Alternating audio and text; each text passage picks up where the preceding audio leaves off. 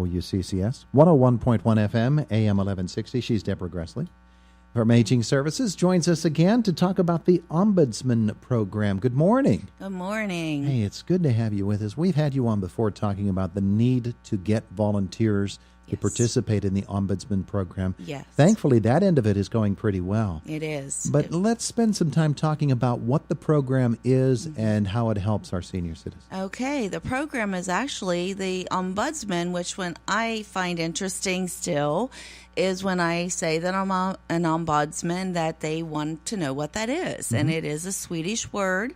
It means citizen's representative. And basically what we do as an ombudsman, we are trained to go in and help resolve complaints from long-term care residents. Okay, so we're advocates for them. And we do want them most of all to help resolve things for themselves.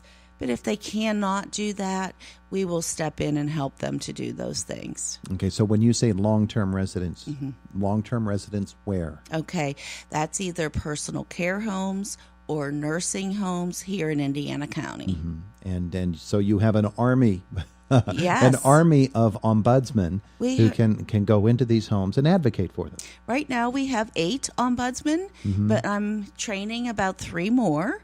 And that is a pretty large group for this size county, and I'm very happy to have them. So, and anybody's always welcome. I mean, it is a lot of training, and your heart has to be in it. You have to have empathy and compassion for those in long-term care facilities that have disabilities or are aging, because we do work with people 18 and over, not just the elderly. But we are, we just love what we do. So, are there issues that are more common for folks in long-term care that they need the ombudsman to approach for them? A lot of times it is call bell issues, okay, and it's also, I know we get a lot of complaints about lack of staff. It's because, the facilities do have a lot of, it's no fault of them because they do the best they can, okay?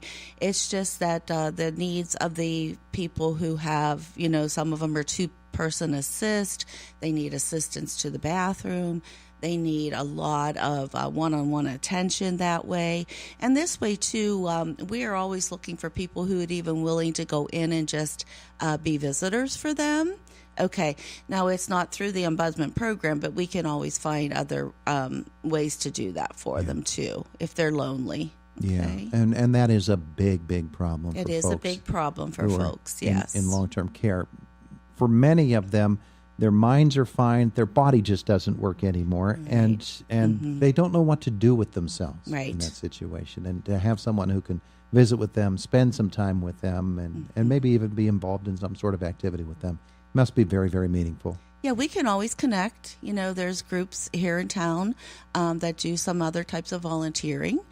We can connect those kinds of things to them, too. We try to explore what their needs are. Yeah. Okay. Now, dealing with some of the challenges, you mentioned the training. That has to cover an awful lot of ground because the complaints that they might have can be far afield. Yes, they are. They get, there's a one-day training. First of all, I go through an interview process with them. They go through about a 1.5, 2-hour training with me. It's a standardized orientation of the program.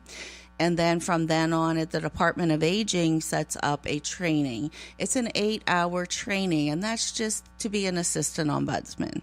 And that's to go in and do facility visits, and that's not to get into any type of investigative work. However, if that person really starts to enjoy that and it's something they want to do, then later on they can become a certified ombudsman. And that's a 3-day, 8-hour training each day. And then it's continual training. Okay, so we just don't stop there. I have monthly staff meetings, and then the Department of Aging also has regional meetings too, and conferences every year. So among the ombudsmen that you have now, they would have to come from a wide variety of backgrounds, I would assume. And they absolutely could. We have people that were in marketing. We had a man who was insurance. You have to be people you know, people you have oriented. to really people oriented, yes. Yeah. And then also we do have people who were in nursing and social work. Again, it's just, you know, you have to have good people skills, social skills, be able to really advocate and not be afraid to do so, because a lot of times we're the mediator between that resident and the administrator of the facility. Yeah, and so those folks really have to have a heart for it. You said they really have to have a heart for it, a real commitment. Yes. And that takes a really special person. And I really, I want to just give honor to my Ombudsman volunteers, because they are a great team, and they do really help me a lot. I could not cover the entire county without them, and they stay, you know. So that's another thing I do. A lot of them have been here. We had one gentleman who recently retired, was doing Ombudsman volunteering for 13 years. Wow. So, you know, we do seem to find people who really, really enjoy what they do. It must be difficult to say that there is a typical complaint and go through that process. But how deeply involved does an ombudsman get when there is a complaint? It can't just be, I raise attention to a complaint that this person has. The follow-up must be pretty extensive. Yeah, so what we find too, we have to remember that it's always resident directed. When we go into a facility, first and foremost, sometimes the resident will just want to vent to us, and that's fine. We have to have their permission every step of the way to continue forward, okay? So that we don't ever do anything without their permission. Yeah. So we can constantly talk to them. We're a confidant to them. They know they can trust us. Everything is free and confidential, okay? And so we will only go forward to what they want us to do. Sometimes we have to get family involved. Sometimes we have to get other, like a team meeting involved to help resolve the issues. And we could do that, you know, as a group. And a lot of times that's very beneficial. That was going to be my next question. How involved are the families of these residents a lot of in working with you? A lot of times they are very involved, yes. Many times we get referrals from the families, okay? And then we always say to them, we need to talk to your loved one first, and we'll go from there. If you want to be there, that's fine. As long as, you know, the person, the resident wants that person there, we will work with them as well. Yeah. And fostering a good relationship with the home in which they find themselves. That has to be a part of the mix as well, because you know, you want everybody to be in a good situation, and that can be a really difficult thing. Yeah, and I do find that we're very fortunate here in Indiana County.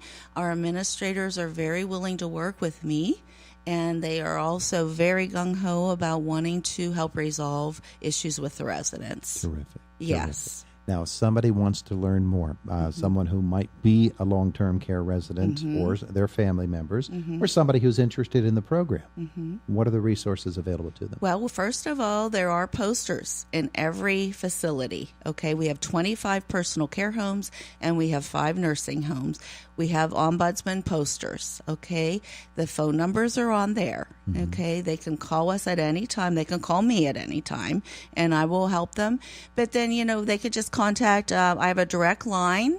It's 724-762-3262. That's my direct ombudsman line. So that if they would need to speak to an ombudsman, that is the number to call. Wonderful. Deborah, thanks so much for coming in to visit with us. And thank you for having me. Such a tremendous program. It is a wonderful program. Very rewarding. So vital for our seniors. Yes, absolutely. Yeah, I appreciate it. Thank you very much. It is Indiana in the Morning, presented by First Commonwealth Bank here on WCCS 101.1 FM and AM 1160.